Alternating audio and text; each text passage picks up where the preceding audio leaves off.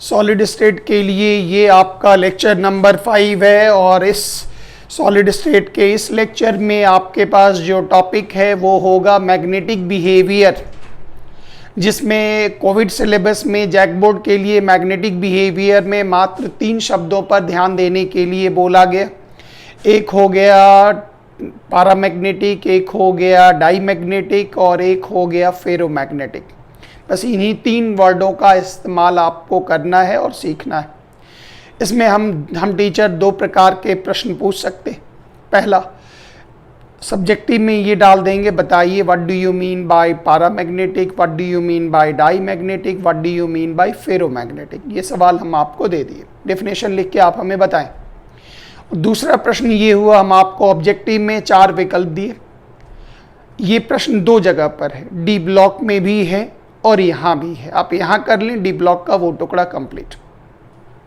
हम आपसे ये पूछेंगे, 4 विकल्प दे देंगे, बोलेंगे बताइए निम्नलिखित में से कौन सा पैरामैग्नेटिक है, या निम्नलिखित में से कौन सा डाईमैग्नेटिक है, या निम्नलिखित में से कौन सा फेरोमैग्नेटिक है। बस ये हमारे प्रश्न हुआ करते हैं। तो यहाँ से आप एक एक करके ध्यान से पूरे हिस्से को समझें, फिर आप अपना नोट्स या जो चीज़ होगा वहाँ से आप इसके लैंग्वेज को समझ लीजिएगा, कॉपी कर लीजिएगा। किसी भी सॉलिड का जब निर्माण होता, कोई भी सॉलिड का जब आप लैटिस स्ट्रक्चर लेंगे तो याद कीजिए उस लैटिस स्ट्रक्चर में छोटे छोटे आकार के एटम आपस में जुड़े होते, सारे एटम उसके लैटिस स्ट्रक्चर में जुड़े होते। अब वो एटम जुड़कर मॉलिक्यूल बनाता हो या आयन बनाता हो, उसके लैटिस स्ट्रक्चर में सारे पार्टिकल जुड़े हुए होते, बंधे हुए होते। अब इसमें से इंडिविजुअली अगर किसी एक एटम को आप लें तो एटम के अंदर याद कीजिए मौजूद है इलेक्ट्रॉन, न्यूक्लियस के चारों ओर इलेक्ट्रॉन चक्कर लगाता। तो हर एक एटम के अंदर 2 कारण बनता, जिसके अंदर उसके अंदर एक बहुत सूक्ष्म मैग्नेटिक फील्ड क्रिएट होता, चुंबकीय क्षेत्र बनता है। मतलब न्यूक्लियस के चारों ओर इलेक्ट्रॉन चक्कर लगाते रहते, सबको पता है। और ये भी पता है जो इलेक्ट्रॉन अपने एक्सिस पर भी क्लॉकवाइज और एंटी क्लॉकवाइज घूमते। तो एक तो हो गया ऑर्बिट पर अपना सर्कुलर मोशन, और अपने एक्सिस पर भी वो घूमता रहता क्लॉक और एंटी क्लॉक। इसके कारण हर एटम के अंदर एक बहुत सूक्ष्म मैग्नेटिक फील्ड बनता है।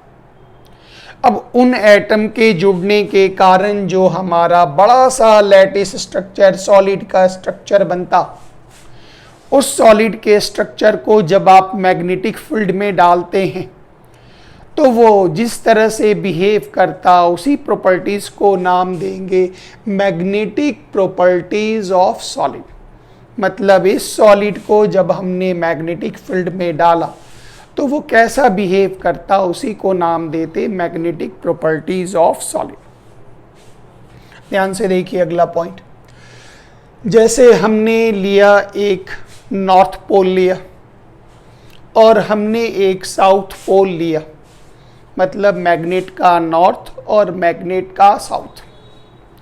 तो जब भी आप भली भांति जानते हैं अपोजिट फील्ड एक दूसरे को अट्रैक्ट करता, तो नॉर्थ पोल और साउथ पोल के बीच एक इनविजिबल लाइंस ऑफ फोर्स गुजरता, एक अदृश्य क्षेत्र बनता, जिसको हम लोग नाम देते मैग्नेटिक फील्ड। मतलब ये मैग्नेटिक फील्ड बना, एक इनविजिबल लाइंस है। अब चुंबक के दूर ही हम कांटी को रखते या लोहा का कोई टुकड़ा रखते तो चुंबक उसको अपनी ओर खींचने लगता। तो ये टर्म कहलाया एक invisible lines of force continue चलता रहता, जिसको हम लोग नाम देते मैग्नेटिक फील्ड। नेक्स्ट आइए। अब हम ये जानना चाहते किसी भी पदार्थ के बारे में जो वो मैग्नेटिक फील्ड में कैसा बिहेव करेगा। तो ये हो गया हमारे पास नॉर्थ और साउथ पोल, 2 हमने डाला ताकि एक मैग्नेटिक फील्ड बने। अब इसके सामने इन दोनों के बीच में हमने एक पदार्थ को डाल दिया।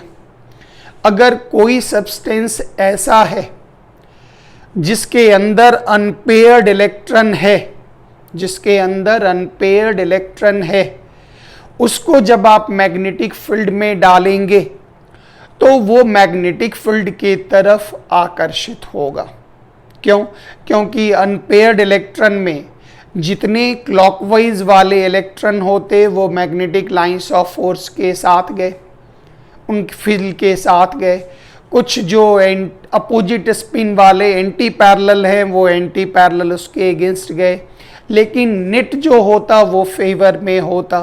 तो यहाँ से थ्योरी मिला जो अगर किसी भी सब्सटेंस को आप मैग्नेटिक फील्ड में डाल देते, एक्सटर्नल मैग्नेटिक फील्ड में, और वो अगर उसको अट्रैक्ट करता है, वीकली अट्रैक्शन, एक कमज़ोर आकर्षण महसूस करता है, तो ऐसे मटेरियल को हम लोग नाम देंगे पारामैग्नेटिक। उस पदार्थ को डालेंगे तो वो मैग्नेटिक फील्ड उसकी तरफ आकर्षित होता। ऐसे मटेरियल को, ऐसे पदार्थ को हम लोग नाम देंगे पारामैग्नेटिक। पारामैग्नेटिक में पहली खासियत एक कमज़ोर आकर्षण बल होगा। पारामैग्नेटिक में अनपेयर्ड इलेक्ट्रॉन होने के कारण ज़्यादा लाइन जो हो गया वो फेवर में चला गया, मतलब वो पैरेलल हो गया, और जो अपोजिट डायरेक्शन में था वो उसके एंटी पैरेलल हो गया।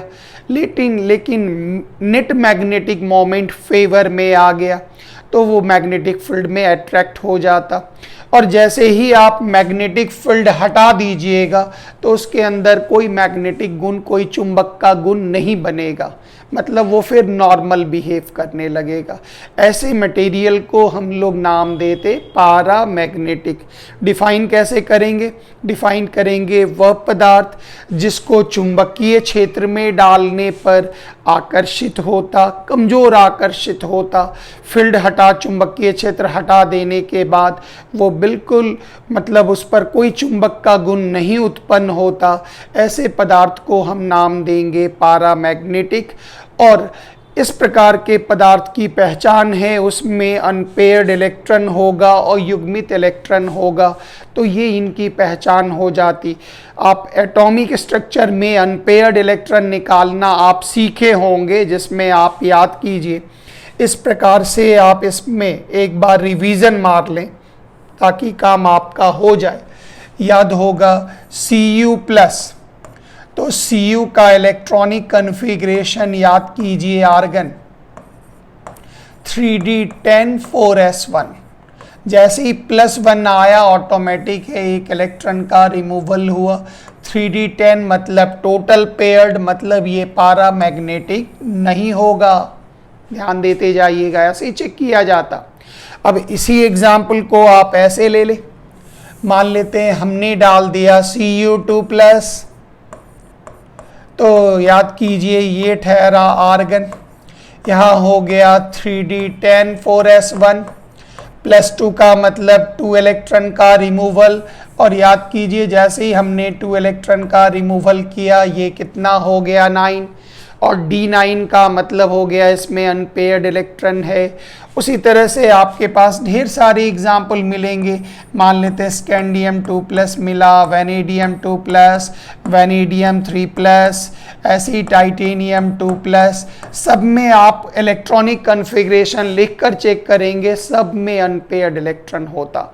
एक very very important objective question बिल्कुल मत छोड़िएगा, याद रखिएगा, ऑक्सीजन जो होता वो होता पारामैग्नेटिक, और इसका अनपेयर्ड इलेक्ट्रॉन आपको दिखाई पड़ेगा ammo diagram, molecular orbital diagram में, ये आपको दिखाई पड़ेगा।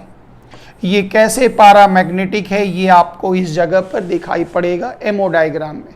तो यहाँ से थ्योरी मिला, कोई भी हम आपको आयन दे देंगे तो आप कैसे पहचानेंगे ये पारामैग्नेटिक है, तो उसका आप इलेक्ट्रॉनिक जैसे मान लेते हैं कोई आपको कंपाउंड दे दिया CuSO4, तो डरिए मत, SO4-2 इसको बाहर कर लीजिए और सिर्फ केटायन को चेक करिएगा। जैसे कोई दे दिया फेरिक क्लोराइड, तो 3Cl का -3, यहाँ Fe+3, बस इसका चेक कर लीजिए, इसमें अनपेयर्ड इलेक्ट्रॉन है तो ये पारामैग्नेटिक, और नहीं है तो ये कहलाएगा डाईमैग्नेटिक। ये हो गया पहचानने का तरीका जिसको आप फॉलो करेंगे। नेक्स्ट, किसी भी अगला एक पदार्थ है, ये कहलाता आपका डाईमैग्नेटिक, डायामैग्नेटिक, ये हिंदी में कहलाएगा प्रतिचुंबकीय। अब इसमें जैसे हमने एक मैग्नेटिक फील्ड बनाया, एक्सटर्नल मैग्नेटिक फील्ड, हमने एक पदार्थ को भी इसमें डाल दिया। अब अगर कोई पदार्थ को मैग्नेटिक फील्ड में, एक्सटर्नल मैग्नेटिक फील्ड में डालते हैं और मैग्नेटिक लाइंस ऑफ फोर्स जो है वो अगर इससे दूर चला जाए, छिटक जाए, कन्नी काट ले, बाहर निकल जाए, इससे एकदम दूर भाग जाए, तो ऐसे पदार्थ में क्या होता, जो इसको मैग्नेटिक फील्ड में डालने पर ये रिपल्सन, ये वीक विकर्षण महसूस करता। एक्चुअली इंडिविजुअली देखें तो इसके मतलब हाफ ऑफ द इलेक्ट्रॉन जो होते वो बिल्कुल पैरेलल होते, वो समर्थन में, अट्रैक्शन में होते। हाफ ऑफ द इलेक्ट्रॉन वो एंटी पैरेलल होते, क्यों, टोटल इलेक्ट्रॉन पेयर्ड है। ऐसे ही समझने के लिए मान लेते हैं 10 इलेक्ट्रॉन अगर है, 10 में 5 अगर क्लॉकवाइज हो जाए, 5 एंटी क्लॉकवाइज हो गया, तो जितना पैरेलल है उतना ही एंटी पैरेलल है। नेट मैग्नेटिक मोमेंट आपका 0 हो गया। नतीजा ये है इसका मैग्नेटिक फील्ड में रिपल्सन होता, और ऐसे सब्सटेंस को हम लोग नाम देते डायमैग्नेटिक। तो ये हो गया रिपल्सन, मतलब इसका चुंबकीय क्षेत्र में विकर्षण होता, और इस प्रकार के पदार्थ को हम क्या नाम देंगे, ये कहलाएगा डायमैग्नेटिक। और फिर यहाँ ध्यान दीजिएगा, इसकी पहचान है, इसमें टोटल का टोटल इलेक्ट्रॉन जो होगा वो पेयर्ड होगा। तो अब जैसे आप एग्जाम्पल देखिए Zn2+, तो याद कीजिए जिंक का atomic number 30, configuration argon 3d10 4s2, और +2 का मतलब 2 इलेक्ट्रॉन का लॉस, और याद कीजिए 2 इलेक्ट्रॉन का लॉस हो जाए तो इसके पास 3d10 सारा इलेक्ट्रॉन पेयर्ड। याद कीजिए अभी तुरंत बताया Cu+, ये हो गया आर्गन 3d10 निकाल सकते। फिर याद कीजिए स्कैंडियम 3+, टाइटेनियम 4+, वेनेडियम 5+। ये वो एग्जाम्पल हैं जो आप आराम से इलेक्ट्रॉनिक कॉन्फ़िगरेशन के बाद चेक कर सकते, जिसमें D0 या D10 या सारे इलेक्ट्रॉन पेयर्ड में नजर आएंगे, वो सब कहलाएगा डायमैग्नेटिक। ये इनके एग्जाम्पल्स हो गए।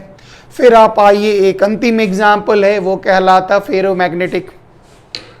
किसी भी सॉलिड के लैटिस स्ट्रक्चर में जो छोटे छोटे, अगर उसके पूरे लैटिस स्ट्रक्चर को देखेंगे तो उनके पार्टिकल सब आपस में जुड़े हुए, बंधे हुए होते, और वो छोटा छोटा मैग्नेटिक फील्ड बनाता, ग्रुप बनाता, छोटे छोटे ग्रुप में डोमेन कहलाता, छोटे छोटे ग्रुप में एकत्रित होते, और हर डोमेन का एक अपना मैग्नेटिक फील्ड होता, अपना छोटा छोटा नेट मैग्नेटिक मोमेंट डायरेक्शन होता। लेकिन जब आप किसी भी पदार्थ को एक्सटर्नल मैग्नेटिक फील्ड में डाल देते और उसके सारे के सारे डोमेन एक डायरेक्शन में आ जाते, सारे मतलब जितना भी मैग्नेटिक फील्ड है, जो छोटा छोटा मैग्नेटिक डोमेन बना हुआ लैटिस स्ट्रक्चर में, वो सब अगर एक डायरेक्शन में आ जाएं, एक तरफ में चलने लगें, तो याद रखिएगा उस पदार्थ का मैग्नेटिक फील्ड में बहुत स्ट्रॉन्ग अट्रैक्शन होता, और वन साइडेड सारे के सारे पैरेलल में आ गए। तो जब आप मैग्नेटिक फील्ड हटा भी देंगे तो उस पदार्थ में मैग्नेट का गुण आ जाता, और ऐसे पदार्थ को हम लोग नाम देते फेरोमैग्नेटिक। तो डिफाइन कैसे करेंगे, वह पदार्थ, a substance which feels strong attraction in magnetic field, external magnetic field, number 1। Number 2, when external magnetic field is removed all the substance has permanent magnetic nature, इसके अंदर खुद का एक मैग्नेट का गुण आ गया। नंबर 2। नंबर 3, सारे domain, all domains Orient towards magnetic field, मतलब सारे डोमेन एक डायरेक्शन में पैरेलल में आ जाते, नेट मैग्नेटिक मोमेंट का मान ज़्यादा हो जाता, और ऐसे पदार्थ को हम लोग नाम देते फेरोमैग्नेटिक सब्सटेंस। अब इनके एग्जाम्पल में iron, cobalt, nickel, gadolinium, chromium dioxide, पुराना जो कैसेट प्लेयर्स होते थे उसमें जो टेप लगा होता था म्यूजिक सुनने के लिए, वो क्रोमियम डाइऑक्साइड हुआ करता था। तो यहाँ से थ्योरी मिल गया। जो आप फेरोमैग्नेटिक पदार्थ से क्या समझते हैं, आकर्षण पैरामैग्नेटिक में भी होगा, इसमें भी होगा, ये आकर्षण थोड़ा स्ट्रांग होता, लेकिन जो मुख्य चीज़ें हैं वो ये थी, जो मैग्नेटिक फील्ड हटा देने के बाद भी इस पदार्थ में मैग्नेट का, उस पदार्थ के अंदर खुद मैग्नेट का गुण आ जाता और सारे इसके डोमेन जो है मैग्नेटिक फील्ड के साथ एक डायरेक्शन में आ जाते, इसलिए स्ट्रॉन्ग अट्रैक्शन होता और इस प्रकार के सब्सटेंस को हम लोग नाम देते फेरोमैग्नेटिक। एक्सटर्नल फील्ड डाले और वो पूरा अट्रैक्ट होने लगा, और फील्ड हटा भी दीजिएगा तो इसके अंदर चुंबक का गुण पैदा हो जाएगा और ऐसे पदार्थ को नाम देते फेरोमैग्नेटिक। ये क्लास आपका magnetic behaviour of solid complete हो गया। एक और क्लास देंगे जिसमें हम आपको पिछले 10 इयर्स में जितना न्यूमेरिकल इन लोगों ने पूछा और मॉडल सेट पेपर में जिन 2 न्यूमेरिकल की चर्चा इन्होंने की वो पूरा कंप्लीट कर देंगे, तो सॉलिड का कंप्लीट रिवीजन ऑनलाइन के बच्चों का सारा हो जाएगा। Thank you very much. जय हिंद।